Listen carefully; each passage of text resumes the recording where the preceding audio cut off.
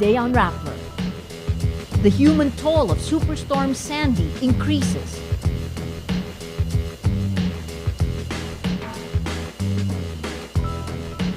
Last election, the Filipinos community, Democrat or Republican, can tip the balance in Nevada, which is one of the key swing states. United States Ambassador to the Philippines Harry Thomas says Filipinos in the U.S. can be an influential force in the elections.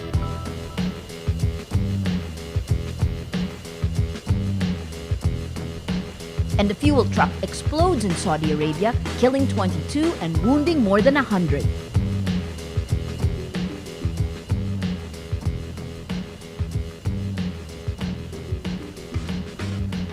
Hello, I'm Maria Ressa. Welcome to Rappler, your social news network. Millions across the Philippines visit cemeteries Thursday to remember their dead. It is an annual tradition that combines Catholic religious rites with the Filipinos' love of parties. At Manila's Loyola Memorial Park, one of the city's biggest private cemeteries, families camp overnight, pitch tents, and bring food for a day-long All Saints' Day picnic by the graves and tombs of their dead. In crowded public cemeteries across the city, police confiscate alcoholic beverages and ban gambling to maintain peace and order. Hundreds of medics and volunteers also set up field clinics to provide medical assistance. As Filipinos troop to cemeteries to visit their dead, Rappler takes a look at the economics of dying in the Philippines. Catherine Visconti reports. Exactly how much does it cost to die in the Philippines? Rappler went around funeral parlors and found out funeral packages range from 18,000 pesos to a whopping 2.5 million. At the top of the line are solid bronze caskets similar to what singers Whitney Houston and Michael Jackson were buried in. This casket even comes with a seal to keep out air and water in case of a flood. The type of wood and metal also matter. This hard rosewood coffin resembles the casket Philippine Cardinal Sin was buried in. Experts say these types of imported wood are harder than the local wood used to make most low-end coffins. Some premium coffins even come with detachable pieces that family members can take home. Colors can range from gunmetal blue to a brown truffle and classic white. It's like choosing a car for some people. Some favor black, some favor silver, some favor white. Affordable technology is finding its way into death arrangements at Arlington Memorial Chapels and Crematory. This iPad app catalogs every aspect of the funeral package. Family members can scan through options or even email them to relatives living abroad. Memory links, a type of virtual obituary, cost 2,500 pesos.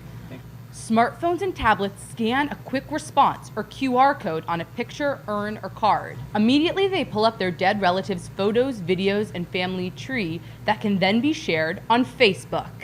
Another innovative new option is an eco-friendly casket. In Tondo, near the former Smoky Mountain dump site, out-of-school youth organized by Gawid Kalinga are making caskets out of recycled paper and wood. Each one costs 4,000 pesos to make and will be sold for just 6,000. Despite the low price tag, the group hasn't sold a single casket. Marisa lives in a poor neighborhood and makes 300 pesos a day packaging sardines, but she and her siblings aren't willing to scrimp on their father's funeral. Siyempre, patay na nga, ayaw mo yung kaawa-awa. Hindi naman, siyempre, kumbaga, kung ano yung kaya mo gawin sa na yung itutulong mo, doon na lang dapat. Kasi parang last mo na sa kanya, pasasalamat. Her father's casket alone cost 19,000 pesos. A recycled coffin was out of the question. The family is taking revenues from gambling at the wake to pay for the funeral. There are a number of ways to cut funeral costs, such as reducing the days of the wake. Experts say the average 3 to 4 day service makes up 30% of total funeral costs.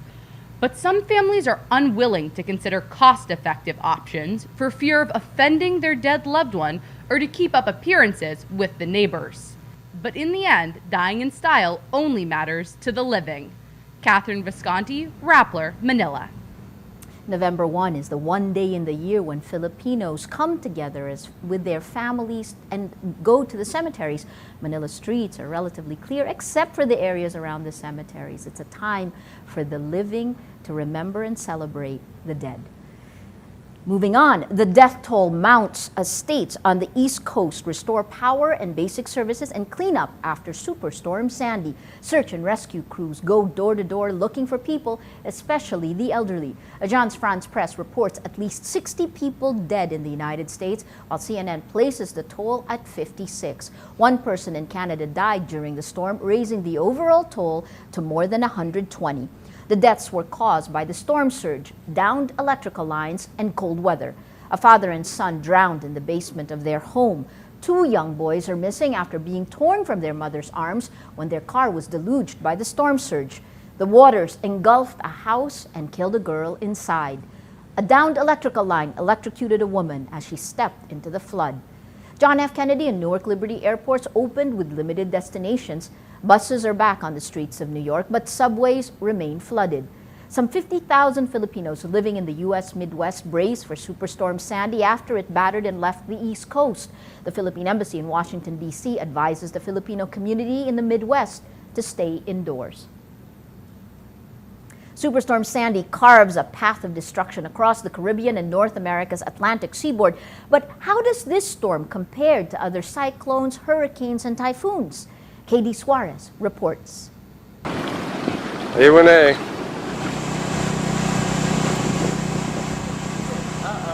Here we go. Flooded. Hurricane Sandy carved a path of destruction across the Caribbean and North America's Atlantic seaboard. As of Wednesday, Sandy left millions without power, cities and towns destroyed, and even some areas under several feet of snow. But how does 2012's superstorm, also dubbed the Frankenstorm, stack up against previous cyclones in the Pacific, Atlantic, and Indian Oceans? Sandy is one of the largest storms in the North Atlantic, with winds spanning a diameter of 1,110 kilometers, or roughly the distance between Manila and Shanghai, China. However, it's smaller compared to the largest cyclone ever recorded. 1979's Typhoon Tip, which battered Japan, had a diameter of 2,200 kilometers, more than the distance between Manila and Tokyo, Japan. Sandy set some cyclone records in the U.S. It has the lowest pressure ever inland and caused the highest storm surge ever recorded in New York City. But compared to our typhoons here in the Philippines, Sandy appears to be a weakling. Its 175 km/h winds will not make it part of the Philippines' list of 20 strongest typhoons since 1947, and is a far cry from the 320 km/h wind speed recorded in Verac, Catanduanes during 2006's Super Typhoon Reming.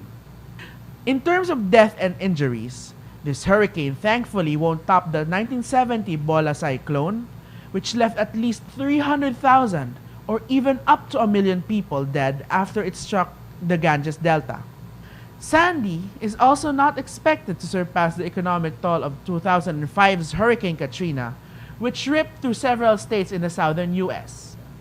So far, Sandy's estimated economic damage is between 10 to 20 million US dollars.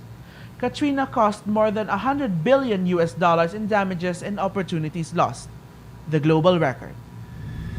Katie Suarez, Rappler, Manila.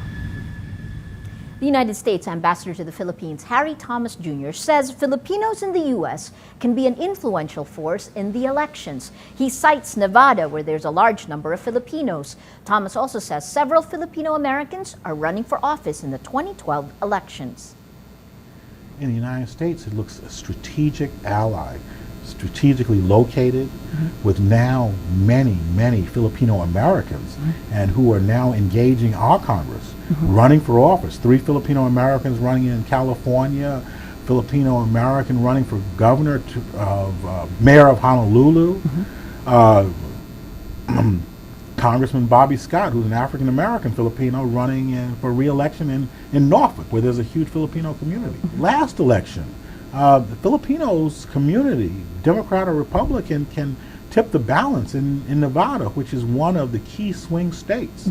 Those ballots are not only in English, but in Tagalog. Thomas says the U.S. sees the Philippines as a partner. He says no matter who is elected, the foreign policy remains the same. You know, there's a tremendous agreement in the United States on foreign policy. There's agreement on the repivot or rebalance toward Asia. You know, the Philippines is one of our 4 partnership for growth countries. And we spent a lot of time working with Secretary Abad, Secretary Bellissima, and Ms. Heneres on these issues of how to increase growth and lower obstacles. And we want to make sure that people understand that our programs are balanced and really tilted toward business development and aid. Afghanistan's top poll official says the Taliban could stand as candidates in the country's next presidential election in April 2014.